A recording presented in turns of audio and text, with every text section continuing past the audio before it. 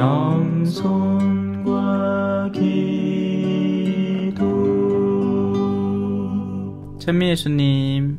예수님께서 제자들의 발을 씻어주신 다음 그들에게 말씀하셨다. 내가 진실로 진실로 너희에게 말한다. 종은 주인보다 높지 않고 파견된 이는 파견한 이보다 높지 않다. 이것을 알고 그대로 실천하면 너희는 행복하다. 내가 너희를 모두 가리켜 말하는 것은 아니다. 내가 뽑은 이들을 나는 안다. 그러나 제 빵을 먹던 그가 발꿈치를 치켜들며 저에게 대들었습니다. 라는 성경 말씀이 이루어져야 한다. 이 일이 일어나기 전에 내가 미리 너희에게 말해둔다. 이 일이 일어날 때에 내가 나임을 너희가 믿게 하려는 것이다. 내가 진실로 진실로 너희에게 말한다. 내가 보내는 일을 맞아들이는 사람은 나를 맞아들이는 것이고 나를 맞아들이는 사람은 나를 보내신 분을 맞아들이는 것이다. 주님의 말씀입니다. 그리스도를 찬미합니다. 찬미 예수님. 옛날에는 은수자라는 개념이 있었습니다. 광야에서 사는 사람들로 하느님만을 섬기고 다른 모든 것들을 끊고 살아가는 사람들이죠. 이제 그런 은수자들이 나중에 수도원을 형성을 하고 공동체 생활을 시작하면서 이제 수도 공동체가 만들어지곤 했어요. 그런 이들 가운데에서는 이제 서로들을 방문을 하면서 격려를 하는 그런 사람들이 있었습니다.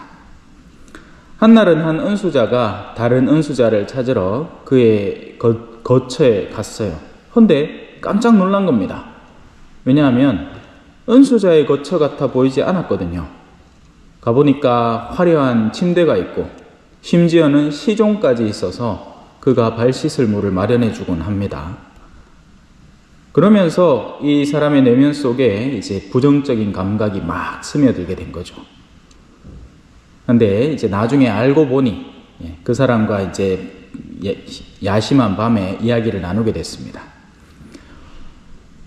원래 그 사람은 왕족 출신으로 보다 더 어마어마한 것을 포기하고 지금의 그 생활을 하고 있었던 겁니다. 반대로 그 은수자를 방문한 사람은 시골 출신으로 시골에서는 오히려 더 죽도 못 먹고 살다가 이제 은수자 생활, 수도 공동체 생활을 하면서 오히려 더 잘 먹고 있는 형편이었어요.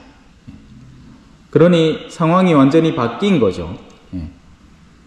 우리는 흔히 외견의 모습만으로 누군가를 식별하고 그의 의지를 알아보려고 애를 씁니다. 하지만 실제 일어나는 내적인 영역의 일은 전혀 다를 수 있죠.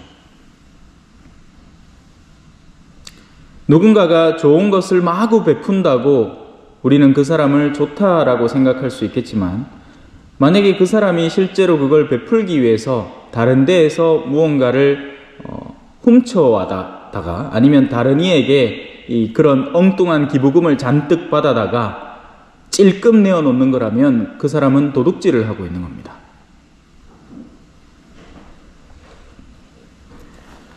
누구를 식별해 낼 것인가? 이건 굉장히 중요한 일입니다. 우리는 신앙생활을 하면서 흔히 외견의 모습에 많이 사로잡혀 버리기 때문이죠. 하지만 실제 일어나는 일은 그 속에서 벌어지고 있습니다. 예수님은 방금 전까지만 해도 제자들의 발을 씻어주시고 나서 이제 오늘 복음의 말씀을 전하는 거예요. 하지만 예수님은 압니다. 모두가 똑같은 마음이 아니라는 걸. 제 빵을 먹던 그가 발꿈치를 치켜들며 저에게 대들었습니다. 라는 그런 내면을 품고 있다는 것을 잘 알고 있습니다. 우리는 이 말에 주목해야 됩니다. 내가 보내는 일을 맞아들이는 사람은 나를 맞아들이는 것이고 나를 맞아들이는 사람은 나를 보내신 분을 맞아들이는 것이다. 같은 통로라는 개념인 거죠. 우리가 어느 빨대를 대고 이제 빨아당기면 두유가 나올 때도 있고 사이다가 나올 때도 있고 그럴 리가 없습니다. 그죠? 꽂혀 있는 대상이 나올 뿐이죠. 그래서 우리는 이 신앙의 영역에 일을 하는 사람들이 어디에 꽂혀 있는지를 올바로 바라볼 수 있어야 됩니다. 그리고 그 근거점을 어디서 찾을 수 있을까요? 그가 나날이 실천적으로 실행하는 일을 바탕으로 알 수 있습니다. 사실 이건 속일 수가 없습니다. 그 사람이 가장 근본적으로 추구하는 바는 그가 일상적으로 실천하는 영역에 녹아들어 있기 때문이죠. 애가 도자기를 들고 가다가 넘어졌어요. 그러면서 엄마가 달려와서 아이고 이 비싼 도자기를 하는 엄마는 뭘 사랑하는 거죠? 도자기를 사랑하는 겁니다. 근데 쫓아와서 야야 니 괜찮나? 하는 엄마는 아이가 더 걱정되는 엄마입니다. 오늘 독서는 그런 모습들이 그 안에 숨어 있습니다. 언뜻 우리는 이제 구약의 이 역사, 성경을 한번 쭈루룩 읽어보신 분들은 대충이라도 감을 잡겠지만, 사울이라는 왕을 기억하실 거예요. 다윗 왕 직전에 있었던 왕이 사울 왕입니다. 그런데 이 사울 왕은 사실은 인간적으로는 어마어마한 스펙과 뛰어난 모습을 지니고 있었어요. 성경은 애써 다윗 왕을 이쁘게 이야기하려고 합니다. 이렇게 표현합니다. 보리 불그레한 아이. 하지만 다윗의 현실은 알죠? 다윗과 골리앗 들어봤죠? 그 이야기 모르는 사람은 없을 겁니다. 그죠? 골리앗이라는 어마어마한 장수에 비하면 얘는 나하고 싸워요 이런 꼬맹이란 말입니다. 그러니까 다른 무기도 딱히 없어가지고 돌팔매질, 이렇게 천 쪼가리에다가 돌을 딱 담아가지고 휘휘 돌리다가 한 손을 딱 놓으면 돌이 휙 날아가는 거, 그걸로 골리앗을 무너뜨린 거죠.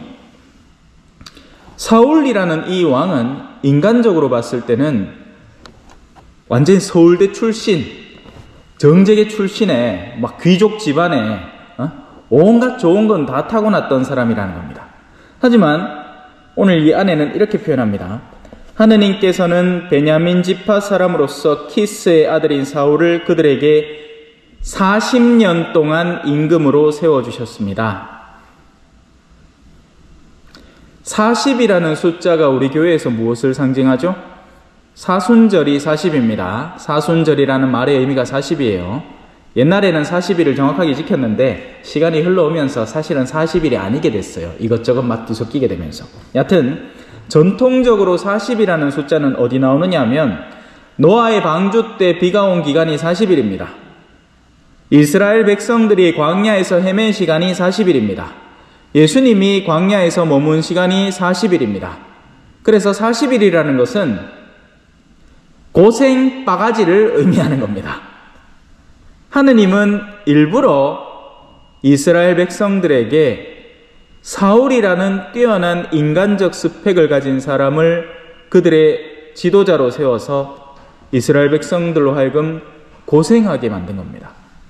그 직전까지는 어떤 일이 있었냐면 하느님께서 너희들을 돌보아 줄 일을 내가 정해서 너희에게 주겠다 하는 시기, 그들을 판관이라고 해요.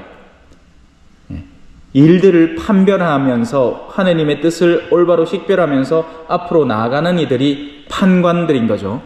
그런 판관들의 시기가 지나고 사람들이 넘들 보이기에 전부 다 왕이십니다. 우리도 왕세아 주소, 우리도 안 꼴리게 만들어 주소, 우리도 자랑스럽게 해주소 하면서 하느님께 때를 썼단 말이에요. 그때 한창 나온 이제 구약의 구절들이, 자, 나무들이 임금을 찾으러 나갔네 해서 처음에는 무슨 올리브 나무에게 우리의 왕이 되어주게, 아이고 내가 올리브 열매 맺는다고 바쁜데 너희 왕 될 시간 없다. 포도나무에게 우리의 왕이 되어주게, 나는 사람들을 흥겹게 하는 달콤한 열매를 맺는다고 거기 바쁘니까 너희들의 왕이 되어줄 수 없다. 최종적으로 누구한테 갔습니까? 내 속에 내가 너무도 많아. 이 노래 압니까? 가시나무, 가시나무. 죄송합니다. 가시나무. 뭘 해도 웃질 않은 게 우리 어르신. 예? 웃고 계신가 모르겠다. 그래서 가시나무를 세워줬어요. 그러자 그 나무가 하는 말이, 내 말 잘 들어라. 나한테 완전히 복종 안 하면 나는 너희를 칼로 찔러, 나의 가시로 찔러 죽여버리겠다. 그것이 이스라엘 앞에 선물된 첫 번째 왕이었던 겁니다. 인간적 왕이자 권력에 심취한 왕이자 모든 일을 박살내버리는, 파괴시켜버리는 왕인 거죠. 그 기간이 40년이었던 겁니다. 그리고 나서 다윗이라는 성왕이 탄생합니다. 다윗은 완벽하진 않았어요. 알죠? 우리아의 아내 사건. 다윗은 간통범입니다. 그리고 그 간통죄를 무마시키기 위해서 최종적으로 우리아라는 인물을 살인까지 한, 간접 살인까지 한 살인 모사죄의 주범이죠. 하지만 그럼에도 그는 내 마음에 드는 사람으로서 나의 뜻을 모두 실천할 것이다 하고 하느님께서 수용하고 받아주신 사람입니다. 하지만 다윗 역시도 완전하지는 않았기 때문에 그 뒤에 진짜 당신의 외아들을 선물해 주시는 거죠. 오늘 어렵다, 그죠? 뭐 있길래 뭐 듣고는 계신데 뭔 소린가 싶고. 아버지의 뜻을 충실히 이행하는 것이 본질이라는 것입니다. 우리가 그분을 어떻게 알아보느냐 하는 것이 중요하다는 것이죠. 그러지 않으면 우리는 신앙생활을 오래는 하는데 아버지의 뜻에서 도외시된, 멀어진 그분의 뜻과는 상관없는 생활에 젖어들어 살아가기가 쉽다는 말입니다. 진짜 주인은 다른 분을 모시고 있는 거죠. 빨대를 영원한 생명이 나오는 생수통에 꽂고 빨아 마셔야 되는데 그게 아닌 교회의 여러 가지 외적 제도들과 형태들, 그렇게 살아가다 보면 우리도 모르게 사울의 40년을 살고 있는 거예요. 그럴 이유가 전혀 없는데 빨대만 뽑아서 생명수가 나오는 곳에 꽂기만 하면 되는 겁니다. 하지만 그렇게 하기보다는 오히려 제 빵을 먹던 그가 발꿈치를 지켜들며 저에게 대든다는 표현처럼 하느님 앞에 반항하는 이들이 있게 마련입니다. 그건 사실 피할 수 없는 일이에요. 어딜 가나 완벽한 공동체는 존재하지 않으니까요. 그리고 오히려 그런 게 낫습니다. 왜? 너무 평온하면 사람이 편안하게 지내면 긴장 없이 살아가거든요. 하지만 뭐라도 성가신 일이 있고 뭔가 내가 가는 방향을 방해하는 게 있을 때 오히려 우리가 더 마음을 하느님께 굳히게 되는 거죠. 자, 오늘 화답송의 한 부분입니다. 나는 나의 종 다윗을 찾아내어 거룩한 기름을 그에게 부었노라. 내 손이 그를 붙잡아주고 내 팔도 그를 굳세게 하리라. 아멘. 찬미 예수님, 겸손과 기도.